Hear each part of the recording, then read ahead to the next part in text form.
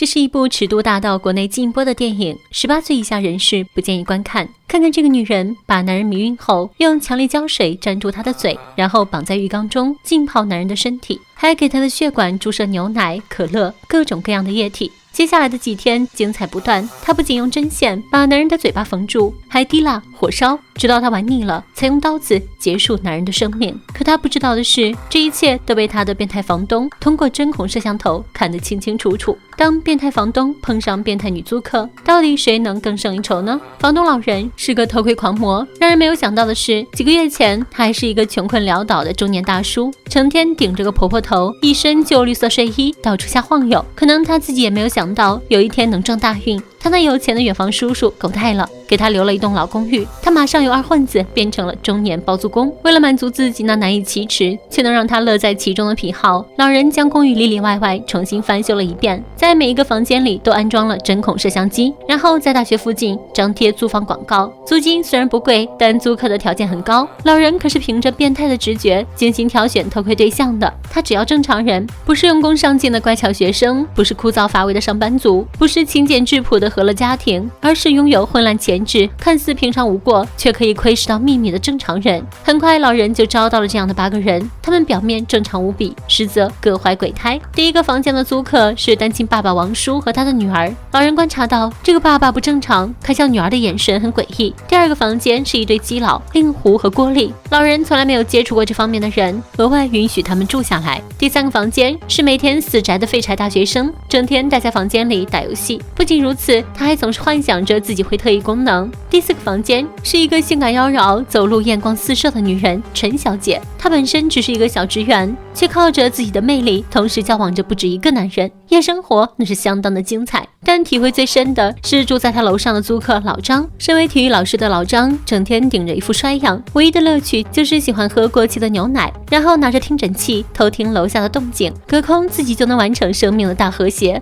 老张有时也喜欢偷窥对面，但他不知道的是，自己在偷窥他人隐私的同时也被他人偷窥着。房东老人每天都乐此不疲地观看着监控画面，偷窥成了他生活的唯一乐趣。除了这些人以外，还有一个神秘的女租客颖茹。不同于陈小姐浑身上下散发着性感，颖茹的美更为内敛文静。她一袭白衣，和大家的交集也不多，除了屋子里有很多行李箱之外，她好像没有什么不同，也因此更加深了老人对她的好奇。在好奇心的驱使下，老人悄悄用备份钥匙进入颖茹的房间，他想看看行李箱里到底装着什么东西。但正在此时，颖茹却回来了，老人赶紧躲在床底下暗中观察。女孩颖茹带回来了一个陌生男人，还体贴地为男人倒了一杯茶。男人一饮而尽，颖茹美滋滋地脱光衣服，露出超级白的小腿，拉着男人就进了卧室。老人正等着看现场直播呢，可他又不敢探头去看。偏偏这时，颖茹低头拾衣物时，有意无意地往床下瞥了一眼，可把老人吓得半死。随后颖茹穿好衣服就出门了，老人这才敢从床底下钻出来，看到男人躺在浴缸里昏迷不醒，老人吓得撒腿就跑回了自己房间。离开时和颖茹的目光如有如无的汇聚，让人不寒而栗。老人本打算报警，但身为一名专业偷窥人士，他还是放下了报警电话，注视着监控，期待接下来会发生什么事情。结果他看到了不得了的东西，颖茹从外面买回了一些工具，他先是用胶水将男人的嘴巴封住，然后又将各个饮料注射到男人体内，男人没有一点知觉。监控前的老人只觉得颖茹变态至极。没过一会儿，颖茹找上了门，老人只能装作什么都没有发生一样应付他。颖茹想借一下打火机，老人四处翻找，只找到一盒火柴。老人担心颖茹可能是要毁尸灭迹，然而老人想多了。回到房间的颖茹默默地用火柴点了几根蜡烛往男人身上滴，等到玩够了，他开始用刀具折磨男人。男人的嘴巴被封，发不出一丝声音。颖茹将男人分解后装进了行李箱，目睹全过程的老人吓得浑身发抖。原来颖茹每天拖出来的行李箱里都装着尸体碎块，比起颖茹，自己算是小巫见大巫了。老人还在犹豫到底要不要报警，但还是按耐住了报警的手。内心深处的声音告诉他，事情好像变得越来越有趣了。老人也不再感觉害怕。白天阳光明媚，老人特意和颖茹制造偶遇，两人闲聊了起来。在老人眼里，颖茹始终很神秘。颖茹觉得每天一成不变，周而复始，过着和别人一样的生活就是一种镜头。每个人都有机会凿开这个镜头，通往新的生活，只是大多数人不想也不敢凿，就只能卡在镜头前一动不动。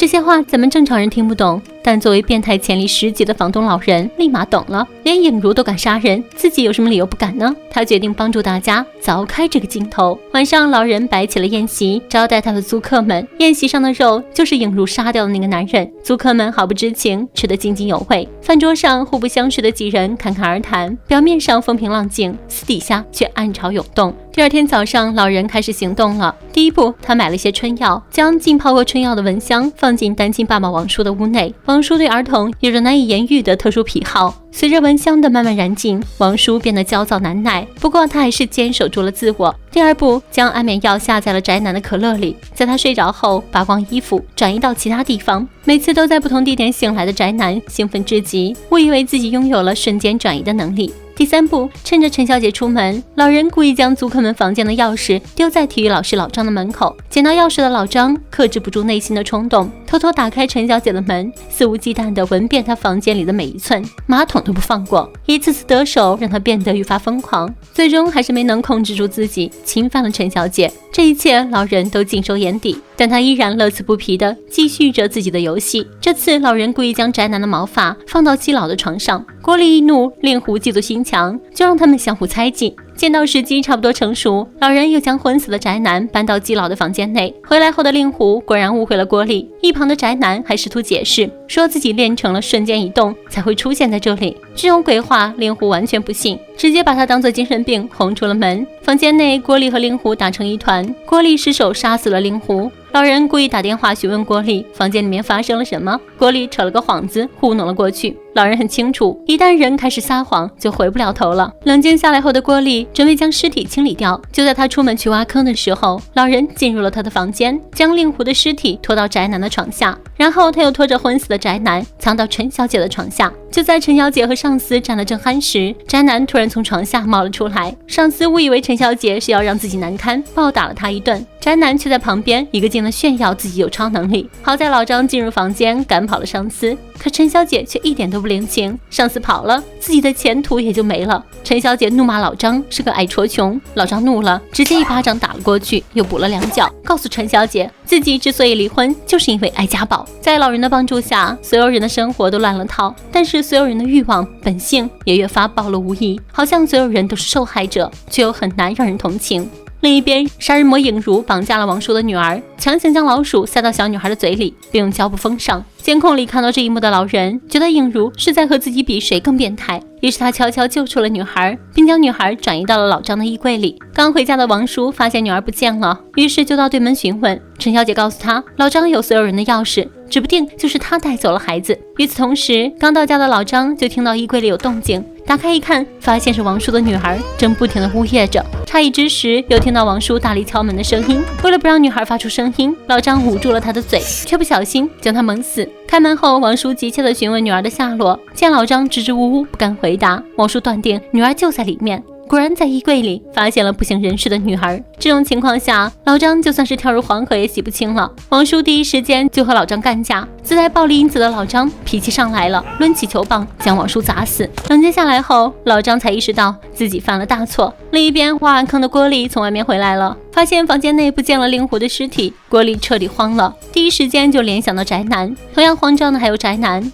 昏醒过来的他发现自己的床底下竟莫名其妙多了具尸体，他误以为是自己瞬间移动杀了人，还没来得及处理尸体，郭丽就找上了门。看到尸体后，两人都以为自己是凶手，生怕被人发现。这时老人恰到好处的出现，假装无意看到尸体，跪在两人面前，拜托两人千万不要报警，不然自己的房子就租不出去了。老人的目的很简单，就是继续把戏演下去，让这些人将错就错。在老人的劝说下，两人决定毁尸灭迹。然而当他们提着黑色垃圾袋准备抛尸的时候，却在走廊遇到了同样提着垃圾袋的老张。几人面面相觑，只有老人知道其中的隐情。在这个深夜里，4个人若干袋黑色塑料袋包裹的尸体，组成了一幅好笑却不寒而栗的风景。走到一半的老张越想越不对劲，到底是谁把女孩放到他房间里的呢？他怀疑是宅男做的，因为平日里他老说自己会瞬间移动，宅男矢口否认。可无论他作何解释，老张都不相信。厮打之下，垃圾袋里面的头颅掉了出来，众人惊慌失措之余，映如走下了楼梯，对着老人露出了会心的笑容。可进度条告诉我，电影到这里还没有结束，老人的真实身份到底是什么呢？那个叫影如的女人到底又是谁呢？一切都还迷雾重重。事后，老人去了警局自首，承认自己杀了人。警察调用了资料库，发现老人之前竟然是一名警察。通过进一步调查，老人的过去也逐渐浮出水面。多年之前，老人的女儿被一个变态杀人魔折磨致死，可这个变态却被查出患有严重的精神疾病。虽然警方怀疑他是装病，但是苦于没有证据，只能眼睁睁地看着他逃过法律的制裁。心有不甘的老人就装作精神病人，潜入精神病院做卧底，想要套取对方的罪证。然而屋漏偏逢连夜雨，唯一知晓老人身份的上司出了车祸，被撞成了植物人。此后，老人再也不能和警局取得任何联系。错关在精神病院里的那些日子，他饱经摧残。精神病院最不缺的就是变态，变态们都以折磨他为乐，剃光头、侵犯、喂过期牛奶、强塞老鼠，那些故事里的情节全都发生在他的身上。而杀死他女儿的那个变态一直在角落里冷眼旁观，因为这些行为都是他受益的。他想将老人培养成比自己更强大的恶魔。变态就是变态，又岂是凡夫俗子能体会的呢？经过一系列的摧残，老人也走到了崩溃的边缘。直到有一天，上司的妻子偶然间从丈夫的日记中得知了老人的身份，老人才得以被释放。变态见时机成熟，就将公寓的钥匙交给老人，让他拿着钥匙去找女儿。然后变态就在监狱里面上吊自杀了。所以并没有所谓的远房叔叔，那栋公寓就是变态的。而他自杀的目的就是要唤醒老人心中的恶魔。老人出来后便开始虐杀那些对他施暴的人。一个变态终于成功培养出了另一个变态。那些被老人杀害的人要么被扔，要么被老人炒成了菜。看到公寓里的租户们津津有味地吃着桌上的饭菜，老人很满意，因为这些租客并不是老人臆想的那样。陈小姐不是骚浪贱，她和王叔是合法夫妻，小女孩就是他们两人的结晶。瞬间转移男也不是废柴，他是名牌大学的高材生。老张也不是什么体育老师，而是一名大学教授。郭丽也没有杀过人，肺腺癌晚期的他只能瘫坐在轮椅上，根本不可能杀人。令狐则是郭丽的侄儿，一直照顾着郭丽。至于那个最神秘的影如，其实就是老人分裂出来的另一个人格。阳台上的对话也是老人说服自己的过程。无论影如说什么，老人都会相信，因为这就是他内心的映衬。影如的形象就是老人根据女儿的模样臆想出来的复仇者，所有的一切不过是老人对警方扯出的谎言。大仇得报后的老人在看到曾经的女儿后，忍不住流下了热泪。这部电影想说，人性的外表是安全的，边缘却是最危险的。每一个精心挑选的房客，其实也可能是徘徊在道德边缘上的恐怖分子。他们不知道什么时候就会越过灰色地带，因为心中的恶魔在鼓舞他们做呀，这不是犯罪，这是人性。再说反正也没人看见。本片楼下的房客是根据九把刀的同名小说改编而来。九把刀就是那个拍出那些年我们一起追的女孩的电影导演。很难想象这种变态血腥的东西也是出自于他的笔下。关注我，咱们下一期再见，拜拜。